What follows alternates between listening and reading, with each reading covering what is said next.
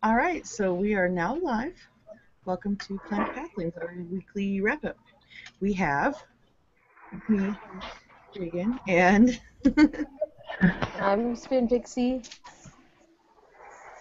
I'm Toy and Majabella. And I'm Blue Whisper.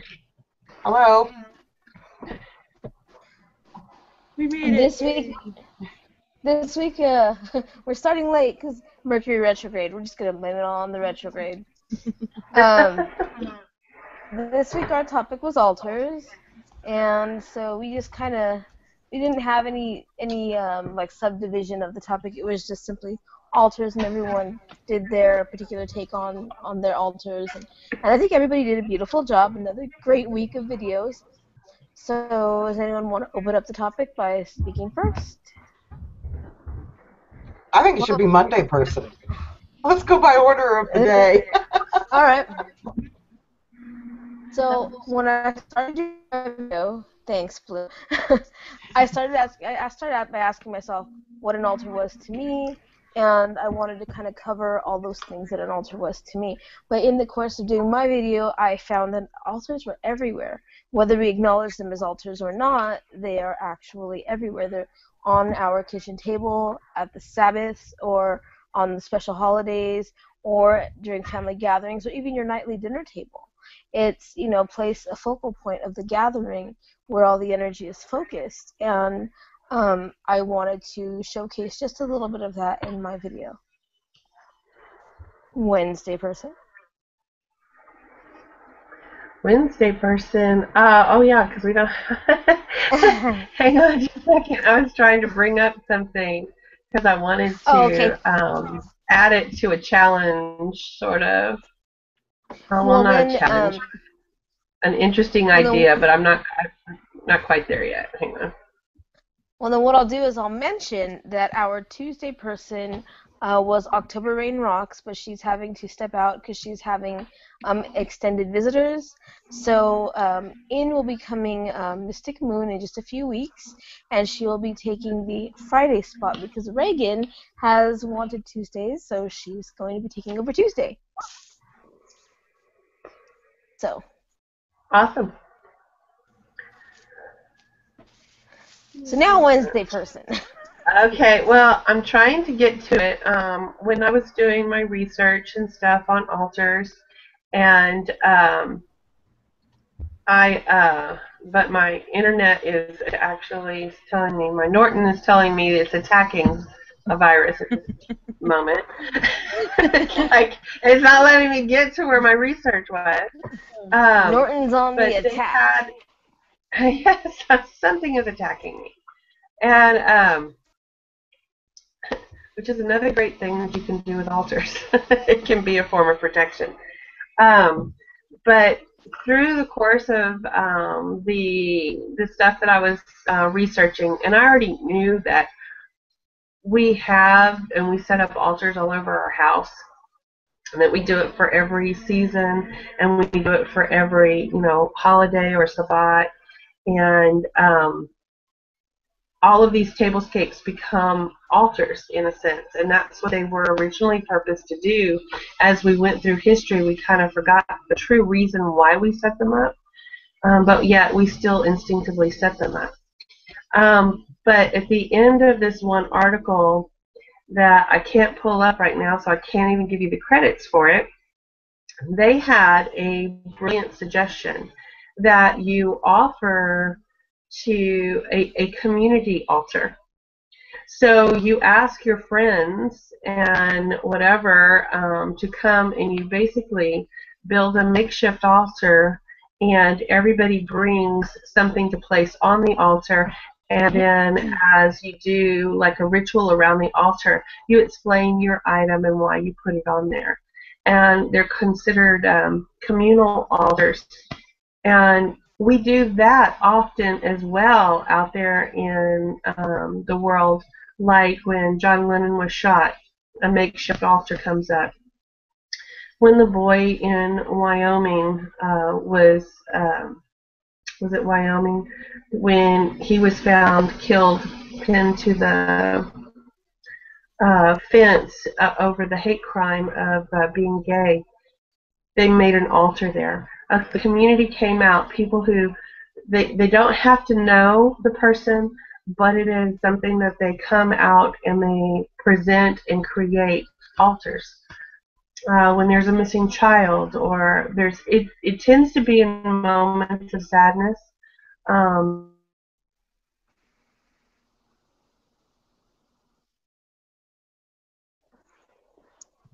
Okay, I think we lost. I think we lost her. Did we lose Reagan too? Oh, I think I'm Reagan. here. Yeah, she just. yeah. I'm tending Oh, to there we a go. coughing child. I think her antivirus attacked her Google Hangout, perhaps. Um, You there? You there?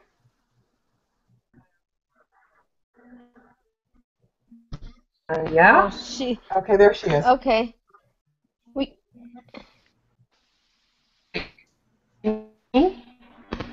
Sort of. Because I've seen You're a little choppy. Yeah. the issues, and I am not sure why. I would say go to somebody else at the moment. All And let right. me see if I can get better Thursday. connection. But I do I like the idea, of a community altar on Planet Pathlings. What we could do, and I don't know if this is where you were going with it, but what we could do is we could have a communal altar wherein everybody posts a picture of what they would bring to our communal altar and why. That's a good idea. Yes, And it's like a if group project. So yeah. Yeah, And if that it's a would be. picture or a candle or a cauldron or whatever it is, we'll open up a thread. And really, guys, participate in this because I think it'd be a really great thing for everybody to get involved in, just to open up a communal altar for Planet Pathlings and have everyone participate. And it'll make you really reverent about the things that are on your own altars when you're adding things to this communal altar. Exactly. That's a really good idea. I like that idea. I'm going to start incorporating that when we get, friends of ours get together and have something. Doesn't have to be anything that, just be representative of something, something that you found, something that doesn't have to be something that you paid money for that you're going to leave on an altar or somewhere else and then leave. But just, things that you would gather up from nature or whatever.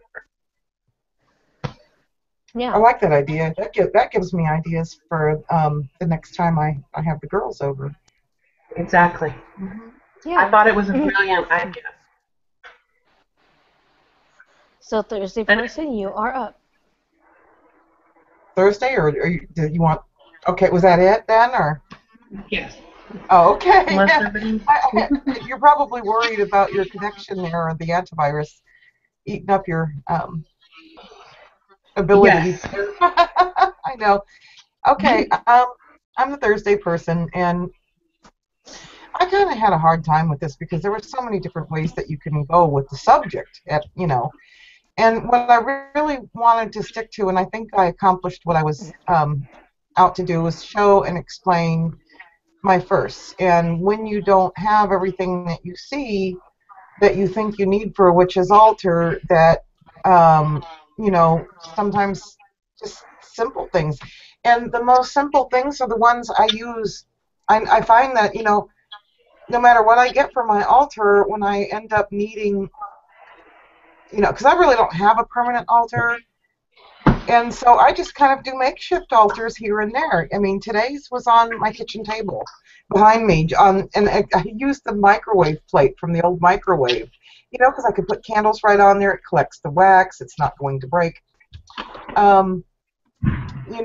Simple things that you can do with your altar where you don't need a whole lot of cash or a whole lot of things, for your representations of your altar, and how different things can be an altar that you don't even think about.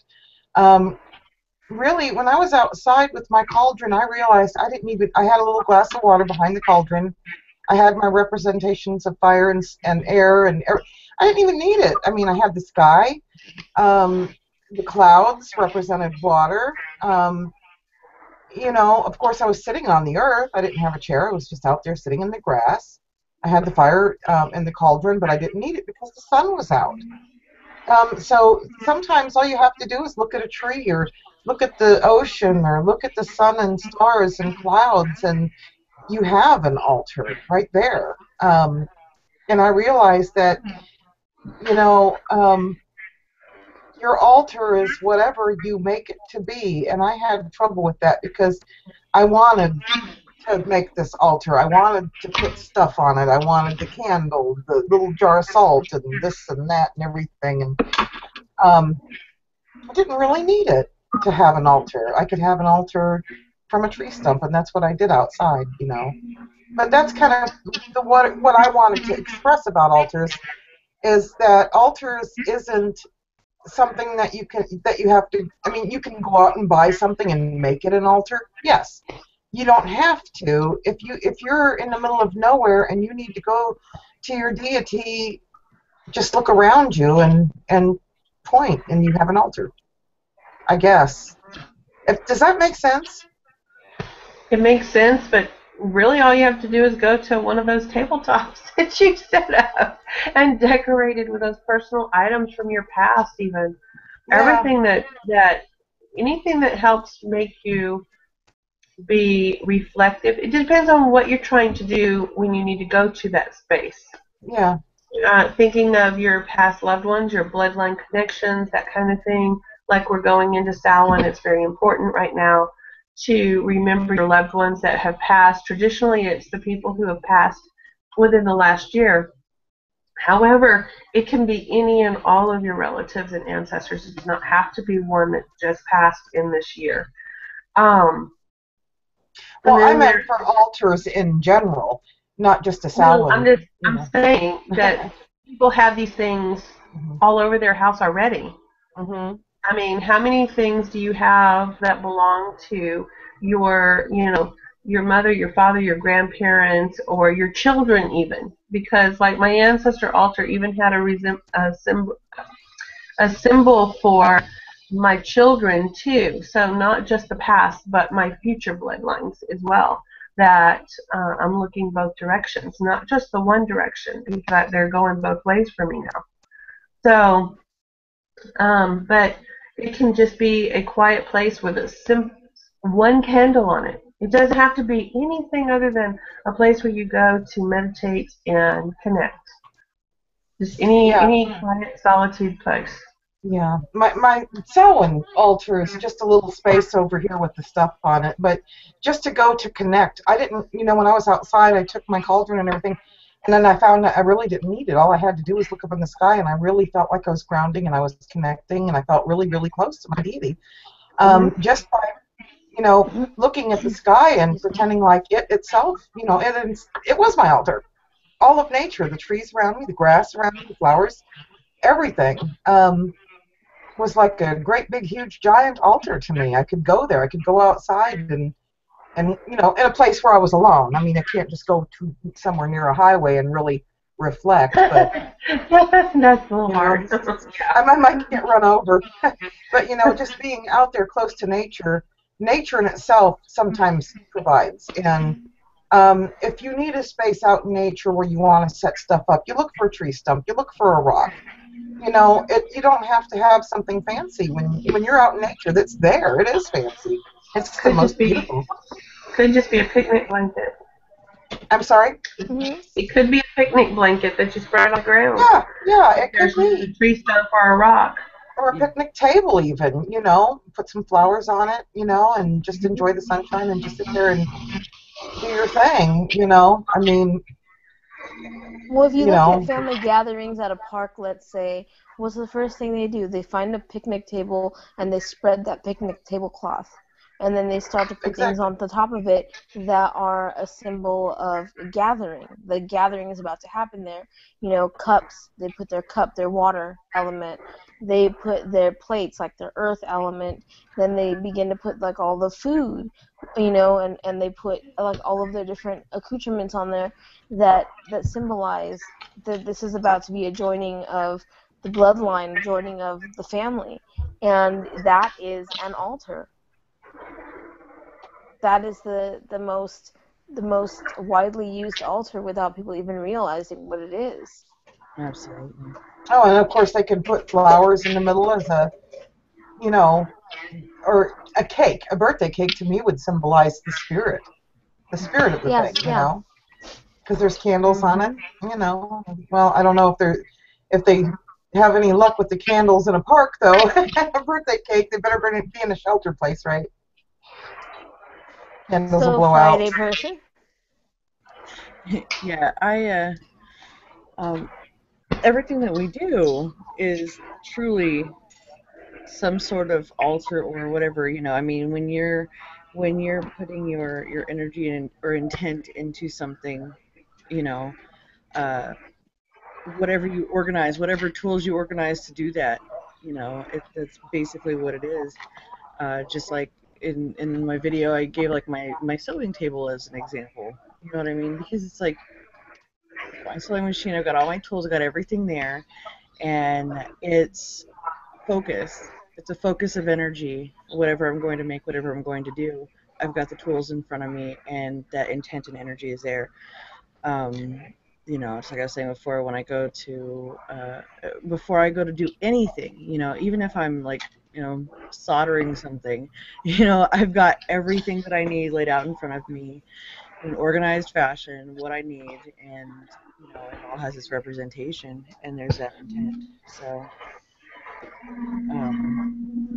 excuse me. Is that at my end? Huh? Oh, I've got a weird feedback. I'm trying to figure out where it's coming from. Yeah, so I mean, an altar is basically the focal point for whatever is being practiced in that area. So wherever your family or your coven or wherever you are gathering to do that particular event, that altar, that focal point, that centerpiece of the gathering, that is your altar. And the things that we put on it are whatever connects us to that elemental link, that whatever is the elemental link. And that's why, like we were talking about before, whatever it is that resonates with you as a particular element, that's why it's so important to use that versus whatever another witch does. And no altar is going to look exactly the same. Just like no witch is the same, no altar is going to be the same. And to try and compare your altar with someone else's, you're just setting yourself up for a downfall, because you're not the other person that you're comparing yourself to. Your path is not the same. You don't walk the same path as that person that you're, admiring. Your path is different. Everyone's path is different, so their altar should reflect that. Oh yeah, absolutely.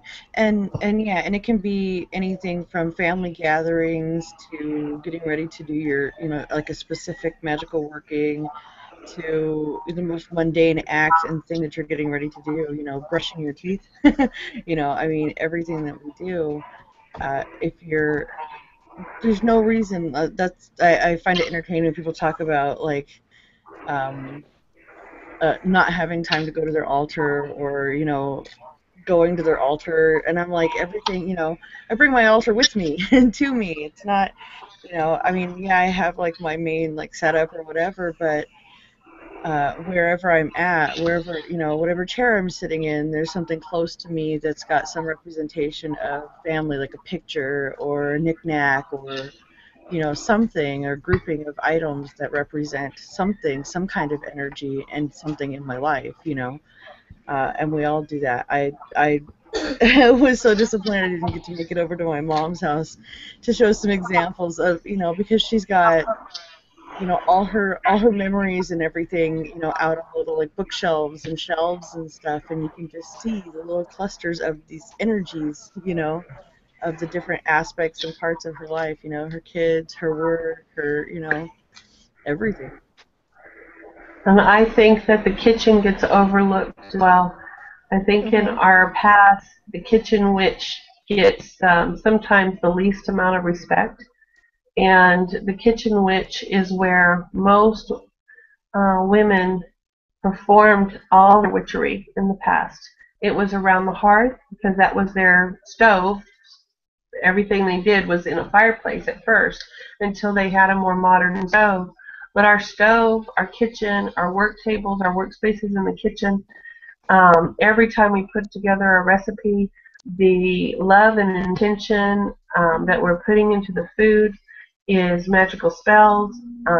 You don't need any other space. If you have the kitchen, you're doing all you need right there for family and friends. Um, all kinds of spell work gets done in the kitchen. That's also a good place where people are also making candles and incense and making the house smell good. All that kind of stuff is represented right there on the stove. That in and of itself is an altar, and it's probably one of the most important ones in the home, Oh, I especially if you have a agree. family there. I mean, you're Kitchen healing witchery from that should altar. get a lot more respect. I totally agree. I mean, you're healing from that altar. You're spreading love and intent for the happiness and the well-being with that altar. You're providing the health for that home from that altar. There's a lot that a kitchen witch really does with the things that they make in the kitchen. So I totally agree with you. Yeah, I think they get the least amount of respect, and I think that was when we became a working women, that the person that was left at home was considered the person that was just the housewife or that kind of thing, and they kind of got degraded into what their role was. And there should have never been that, but I understand how it happened, although it's not right, because the person who is in that kitchen and providing for the family and putting love and all kinds of intention for the health of the home, the health of the family, the love, where we go as humans to connect is around a dinner table, and that's all starts in the kitchen. That's very much, and it doesn't matter whether you take it on a picnic or you take it inside. It Hmm. usually starts there. The family gathers around the table, and I think that becomes a problem in today's society where people don't gather to eat and don't gather because that's where you also talk about your feelings, express how your day went, um, and you commune with each other. So the traditions of the family table and the kitchen itself, I think, are probably the two biggest aspects of magic in the home. It is the heart of the home. Yeah, and we got so far away from that with all of the, it started off with like TV dinners and fast food Exactly. and, Hmm. and it just kept, that was a slippery slope. And then, Exactly. more, longer work hours and, more hectic lifestyles in general. I mean, we're so far removed from that, that home hearth thing. I mean, Yes. I know families that have kitchens that sit empty. They don't even buy groceries because everybody Right. eats out. They don't even, Yeah. and to sit down and eat a meal together is unheard of, for a lot of people. Right. But for like that's one of my biggest peeves and things is like, no, we have to sit down for at least one meal together, regardless of Right. who's doing what and how hectic schedules are, what's going on, and that's like the big thing is food. That's what gets us together, whether it's a light snack or dinner. We all head in the kitchen about the same time, and because I'm homeschooling the kids and stuff, we're basically on the same schedule when it comes to food. So it's you can kind of time it Yeah. by tummies. Everybody runs to the kitchen about the same time. Ooh, I'm hungry. Ooh, me too. All right, what do we do? Yeah. But a lot of people don't have that luxury, and yeah, that's one of the biggest things that really separates people is, I mean, when you actually sit down, that's what keeps you close, is to sit down and break bread together. Right. If you're not, Well, that's Exactly. also what keeps you observant about what's going on with the family members around you. It tunes you in Hmm. if a family member's having trouble or is sad or if Sick. you sit down, that's sometimes the beginning of the breakdown of communication between a parent and a child as well too, or a husband and a wife, or just roommates, or it doesn't matter who it is. You create your family. It doesn't have to always be blood ties. It can just be neighbors, friends, whatever it is. but that table becomes a central piece. And the other thing is that we used to, when we were more like the Donna Reed type people, would sit down and pray over our food first. Now, people got away from that because not everybody's Christian anymore and all this kind of stuff. But one of the people that I watch on YouTube, and he's a guru from India, and also from learning about being a Reiki master and stuff like that, the importance of slowing down and putting your power and intention into the food that you're about to consume. And no matter how fattening that food is, it's less destructive to your body because you've taken the time to de-stress, refocus, and have appreciation for the nutrition that's going in. We actually focus that instead of stress, eating on the run, watching violence of the news on the TV while we're trying to eat, or a movie or whatever that can be of any kind of emotion. We actually inflict that emotion onto the food that we're eating and the water that we're drinking.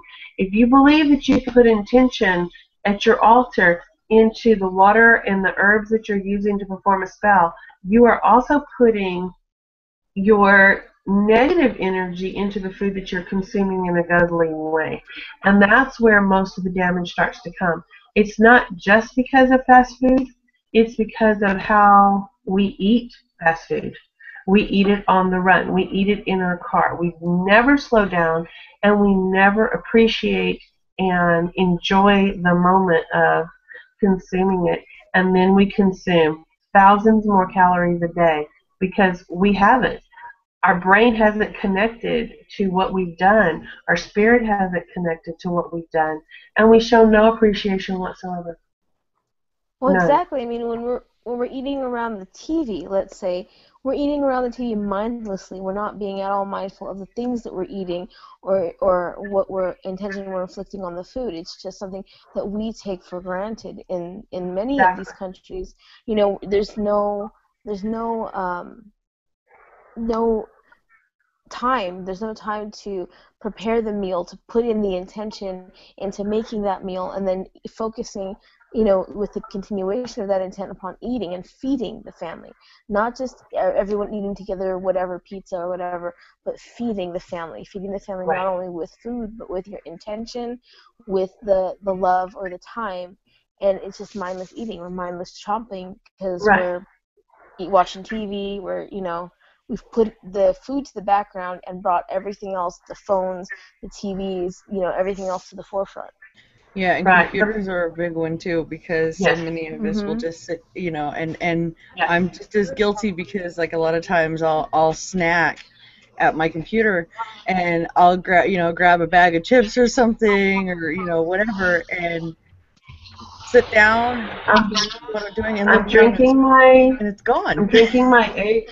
I'm drinking my egg drop soup in my cup and drinking my orange juice. Here I am in front of the computer doing it, and I'm sick Case on in top of point. that. So there you go. So I'm here I pounding am. Dr. I'm Pepper. doing. So when you see me doing this, it's orange juice in one and it's egg drop soup in the other. I've got my Dr. Pepper, which is terrible because depending on what I'm doing, I'll be like really like intensely in the middle of something, like playing a game or something, and whether I'm eating or drinking, I just pound through. And I even do it with water. Sometimes I'll drink too much water because I'm sitting at the computer and it's just compulsion. You're not paying attention, and that's like a big deal for me too. I never eat at my desk like a meal, and I try my best not to. Food. Yeah, You I have relegate to your step food to being away. nothing. Yeah, it's just this secondary thing for us, I mean, it used to be that the gathering was a process that was done in groups and in families, and hunting was something that was done in groups and in families, and excuse me, and there was more sense of community with every meal and every aspect of the meal and everything that you did. And even when even with the Industrial Revolution, there was still people sitting down and having dinners together. And the further we got away from that, And yeah, I mean, now so much of our lives that used to be things that were done in family settings and as groups are things that we do rat holed off in the corner to the glow of a screen. You Yes. know? um, Yes. and that's you know, contributes to a lot of things. I mean, for me, a lot of my weight issues are the years that I spent, you know, working in a setting to where, you know, I had a short lunch break. I had a long ways to go get my lunch, and I would have to just like woof my food, not even taste it, get back to what I was doing. You know, I mean, I raised my kids Exactly. by myself That's for the majority, and everything was in a hurry and just trying to, well, I have to eat something, and just not even just mindless. You know, and Or now, worse, not eat anything and just keep yeah, going. yep, And thinking, well, yep, that's not hurting me, and it's hurting you, and it still creates the hmm, destruction of the body, and we don't even Yeah. realize what we're doing because we've separated the spirit yep, from the body, and the body's getting stuffed or not stuffed. I hmm, mean, because it goes both ways. We go long stretches of time without eating or drinking properly, so we're way dehydrated, and we're way undernourished. And then when we do eat, we pig out in front of the TV at night, generally when we're our most lethargic, and then it just goes. Yeah. And our brain is disconnected, focused on whatever else it is, and our spirit, I'm not even sure where our spirit is at that point, because so there is no mind body Well, I think the soul spirit is connection. kind of shocked or kind of It's awestruck at what's comatose. going on. It's Yeah, comatose, I don't floating in the think that corner, it's going, "What the hell are you doing?" what, what the hell are you doing? why, Stop! what, Stop! what, yeah, Yeah, I think that Yes. it's I think buried that under a we're bunch of inflicting. cheeseburgers. Yes. What I like to I kind of I think that I we're think that's the inflicting big. all of these diseases and sicknesses on ourselves because we just don't pay attention to the chemicals and all of the crap that is in the things Oh that we're yeah. so mindlessly eating. If we took the time to go to our open markets, our farmers markets, our local markets, and buy locally fruits and vegetables that are in our area that are local to us, we would appreciate the things that we're able to eat more because it's not necessarily we don't have to go out and forage for every scrap of food that we get. But if we treat it like a ceremony, if we go to those open places and experience that experience, take in the people who are there trying to feed their families healthily, take that into ourselves as we're trying to make whatever it is that we're getting the ingredients for. It just adds something to it. I mean, one of the best things that I think I've ever done in my life is do Sunday breakfast with my niece and nephew, and I would have my nephew always, he would be the forager, going to the store, walking to go get whatever we had to get that we didn't have for the breakfast. And then my nieces would help do one thing, and I would do another, and my cousin would get in. And there was no TV allowed. It was always music, because TV is mindless. TV makes you mindless. Music can set the mood for things. So we had Yes. music on. We had music building the energy and making those memories, you know. And years later, my niece and nephew still remember those things. And it's something that we took for granted. So when technologies came along, we pushed all that aside. All that Donna Reed and family dinners got pushed aside for laptops and TV dinners and iPhones. And it's just, the fact that my niece and nephew have such a memory of doing those kinds of things now that they're adults, it just shows that it's a really sad thing to happen, that family eating is just not known to so many kids.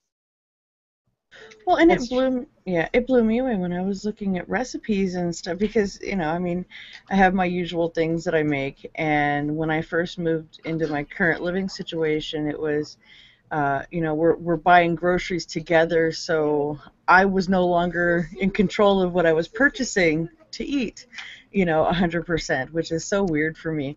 And I live with somebody that eats a lot of processed food, and you know, since like April, I've been eating a lot more processed foods and things that I don't normally consume. I usually, you know, keep things pretty simple and eat whole ingredients.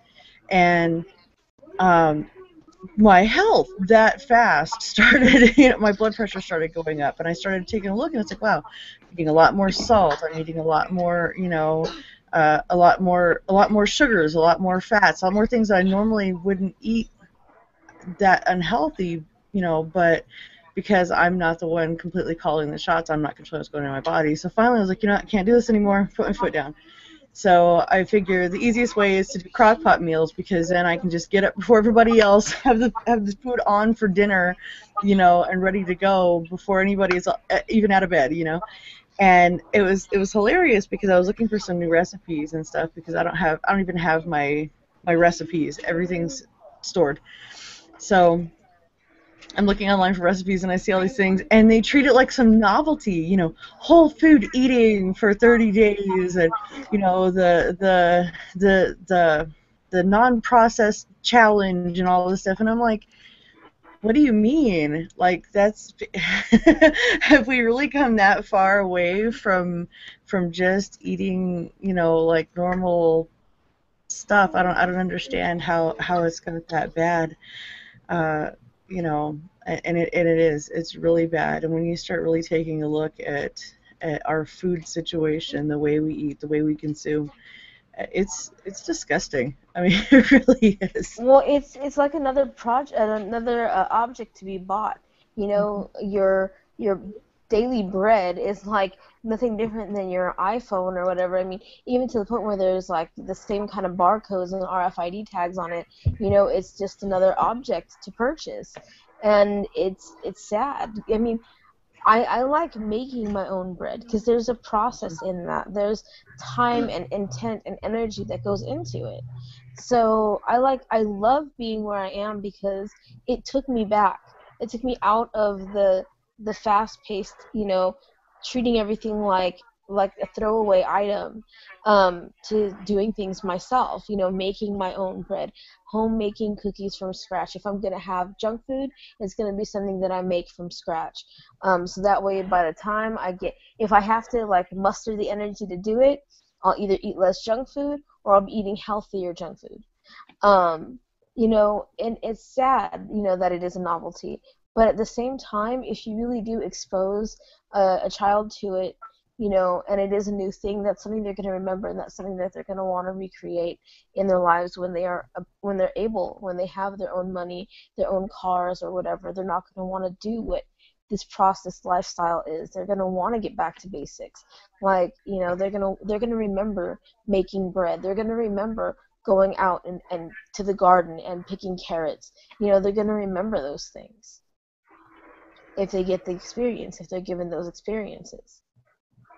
Well, certainly, when we think about the altar, we think about the foods and, but the celebrations and the festivals and everything like that are all surrounded. I mean, if you think about every holiday and every type of occasion, there's always some sort of an altar, even from a wedding unto death. And I was thinking, back what Majabella was talking about with the, people set up these, when somebody dies at a house or is killed somewhere, you'll see on the side of the road, they'll have like little flowers or whatever, teddy bears and stuff in front of schools and everything. But the headstone in a graveyard itself, I mean, if you think about it, that's almost like an altar because people go there to celebrate the life or to mourn the death of somebody. They'll place flowers there as an offering. And, I mean, the definition of an altar is a place, a surface used for sacrifice or for offerings or for worship. And so when you think about it, the things that we do in celebrations, whether they're holidays, whether they're get-togethers, reunions, or whatever, if you look around, you're going to spot an altar, no matter what the occasion is. There's going to be an altar there somewhere. That would even be something, thinking about all the different things that could be considered an altar. Well, yeah, it kind of bothers me that they call it a memorial on the news. When someone passes away or is killed and there are candles and flowers and teddy bears and cards left somewhere, they call it a memorial. It's not a memorial yet. It's an altar. It really pretty much is an altar at that site because it's a focal point of a gathering to honor somebody. For that moment, they are not necessarily a deity, but they are the honored. And so I think that, and not only in that instance, but when you go to a funeral and they have the casket there, like for my grandpa, he made us all laugh because in his coffin there was this little drawer that opened up, and there was a little notepad and a pen so that everybody could write their own personalized messages to him and put them in this little drawer. So it was a way of honoring him.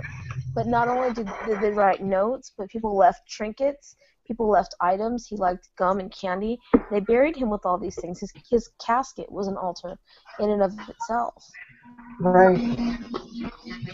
Yeah, I remember that when my brother-in-law passed away, that it was like the things that he loved. I think his son put a pack of cigarettes in his pocket because to him that represented his dad being in the pocket. There was always a pack of cigarettes in his shirt pocket, and he just didn't look right without it in the casket. So he had to do that. Somebody, who thinks different, and there's going to be all kinds of opinions out there. I know that, but this is special to, this man and his family and the people that he knew. That was something that was about him that had to be there. Well, So that was, to me, like an offering he made, to the memory of his dad. Yeah, well, that's why when my grandfather passed away, we wanted a private viewing because no one would understand what we were doing. Like people who put different trinkets, like a newspaper or a TV remote or a dish of candy or a pack of gum, things like that. People would think that we're defacing the body, but no, they were offerings. Those were things that my grandpa treasured every day. That those were the things that he wanted to have every single day. And so that's what we buried him with. And people who were outside the family wouldn't understand. Well, in ancient times they did that. In ancient Egypt, when you died, the things that you had when you were alive, the things that meant something to you, that went with you, including live animals and people. So, same thing in India. They'll put the widow because it was her honor to be burned with the body. Thank goodness some things have kind of there's some things that we need not to do anymore. But please don't put Fluffy in with Grandpa if he's still alive. Right. They did that not so much because they wanted to. You have to think that you're talking maybe 2,000 years ago in India, and you're a widow, and say you're 60 years old. If you were lucky to live that long, and you had no. There's that antibody. Slow starved to death. Yeah, if you didn't have someone to take care of you, another family member or family that could take you in, then yeah, you were just a burden. Okay, we're losing Toy. What's going on? Or there was nothing for you after that. If the animal lost an owner, do we lose Toy? And some ancient places willingly to go. Yeah. Because it was they were sacrificing themselves to better their family line that they were leaving. Now I don't hold with that. I say, you know what? She brought you into this world. You can take care of her on her way out. But right. That's my culture versus their culture at the time. Yeah. But that is what they ended up having to fight over there too. Some of the Native American tribes here in the U.S., just like when I used to live down in California, the Mojaves, when one of theirs passed, they took everything from their bedroom, everything for all of their personal belongings, and they assembled them together. The bed, the furniture, everything. Their CD collection, whatever. And they burned it all. Everything that belonged to them was burned when they passed. I mean, that's just their tradition and what they do. So yeah, everybody's got their own thing, and a lot of cultures, I mean, that's just the thing, is they take with them what they had so that they have it in the afterlife, Right. and that concept is a pretty wide one, you know. So to give offerings, there was a little boy that passed away. Oh, it was in the 90s. He was playing chicken on the freeway, got hit by a car several times. It was absolutely just devastating to the whole town because it was a small town. It's like 4,500 people. Stuff like that happens. It affects the whole community. And, you know, so many people showed up, and at the funeral, you know, it was just so it was horrendous. And we get up to the cemetery, and they're lowering his coffin down. As they're lowering his coffin down, everybody threw some kind of something in for him. You know, his dad put his leather jacket in. People putting toys and bears and money and jewelry and just, you know, I mean, just little bits and pieces, something, you know, for him, so that he had those items as, you know, little representations and solace to pass to the other side. You know, and it just to watch people do that, you know, it was it was an experience. You know, and that's another one of those areas too where we've become so cold and kind of just like, you know, I mean, luckily we no longer burn the widows or seal fluffy. off, but yeah, or You know, I animals. feel Or, like yeah. the Egyptians were such a knowledgeable people. They had that. I mean, some of the things they did and were, you know, when you look at it today at some of their writings and stuff like that, you're like, oh my God, they knew that. I feel like they were, you know, really so intelligent, and they did. They whole chariots, horses. Yeah. So knowing this, I want somebody to put a Lamborghini in my coffin. Right. You know, I mean, Hot Wheels, they were here on you go. something. I might need that. Yeah, no Hot Wheels. I want bury me in the Lamborghini. Or better yet, no, I want a monster truck. I want big tires and bury me in something big. 4-wheel drive. I It can might see be you bumpy. driving a monster truck. Yeah. Yeah, it might be bumpy in Yeah. the afterlife. You know, I might need that. But I mean, even in just my own family, I've noticed that you can tell how loved someone was, or how much in mourning people are by the way that the coffin is decorated. I mean, when any generation prior to Magibella's evil twin who's is here. farting? No, that's evil. Magibella's evil twin is here. Do you see her? Robot Magibella? Yep. Okay, now she's back down to just one. Yes, I got kicked off. When generations prior to my grandparents died, no, there was nothing. I mean, they would pay their respects and whatnot, but it was nothing like when my grandparents went out. You know, my grandparents went out with their caskets decorated in the inside. I'm sure it was heck for those pallbearers, because there was a lot of stuff buried in their caskets with them, and it was all Oh, my. things that were very sentimental to everyone that they touched.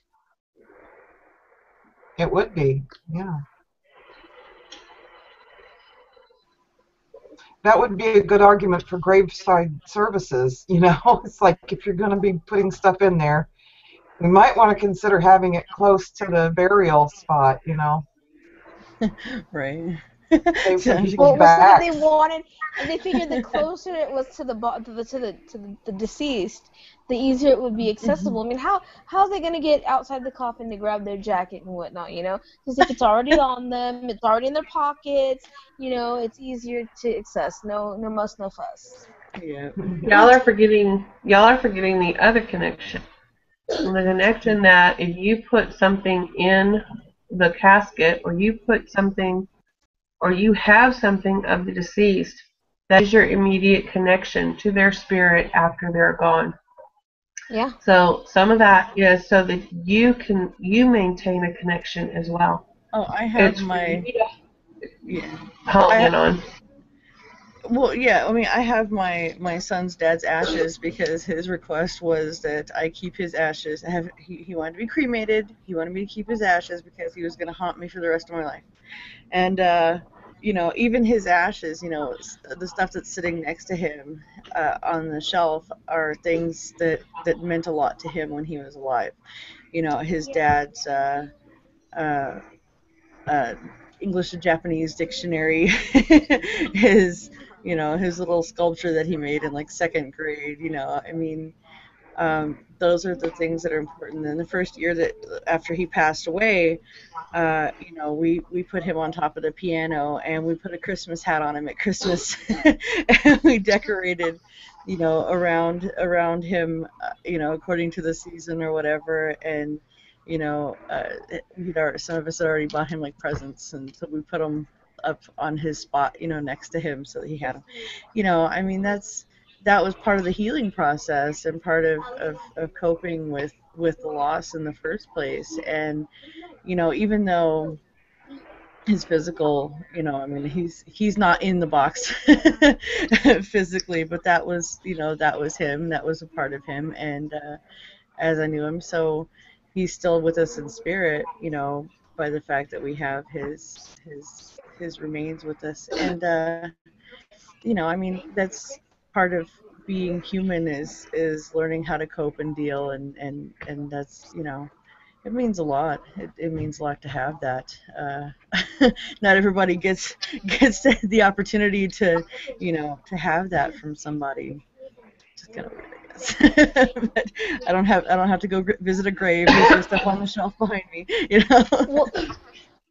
Well, getting back to what I think Blue was saying about the headstone being the altar, it's true. When my great-grandmother died, we would take a pilgrimage out to her headstone, and my father and mother would clean it, and we would leave fresh flowers, and we would have a picnic there, and we would all, say hello and talk to her and everything like that. We would tend to.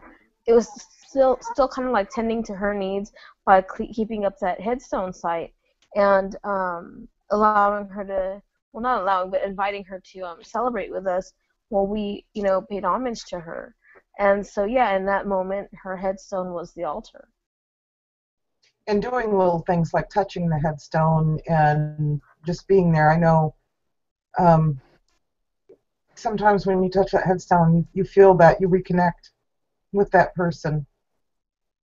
Mhm. Yeah. So whether it's in death or in celebration, before a photo shoot or before we brush our teeth or whatever we do, there's a lot of different altars that we have that are in our day-to-day lives, whether we realize it or not. And I think it's important to just kind of like look around and take it in and see what kind of altars that you may have at your house. Like I wish I had done that when I was a kid, because apparently my grandma had altars everywhere, pictures of ancestors. She had a Taurus altar with bulls and things of that nature. And I didn't even realize it until after I had done this particular presentation.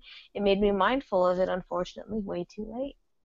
So take a look. Take a look. You guys might have altars you don't realize. So in the last few minutes that we have, does anyone want to say any closing thoughts? The altar of our computer. I'm at my computer. Just not to discredit anything when you're out there in nature. Uh-oh. There she goes again. Oh no. Yeah. Just taking advantage of nature when you're outside and looking for some of the natural altars that you could use. Well, and also when putting together, like if you're just getting into magical workings in general, whether it's whatever form of paganism you're choosing to follow or whatever, don't overthink the tools that you use or need to create your altar space or to create that sacred space. Keep an open mind when you do it, and don't get too hung up in needing the brightest, shiniest, fanciest anything. Just use what you have at hand. Yeah. And not every altar is permanent, and that's okay. It doesn't make it worth any less than any altar that is permanent. It's simply the way that you have to walk your path for the time being. Situations change all the time. So even if you don't have a permanent altar, one day you will. But until you can, don't beat yourself up for the fact that your altar may not be a permanent altar. It's just as beautiful as any other altar.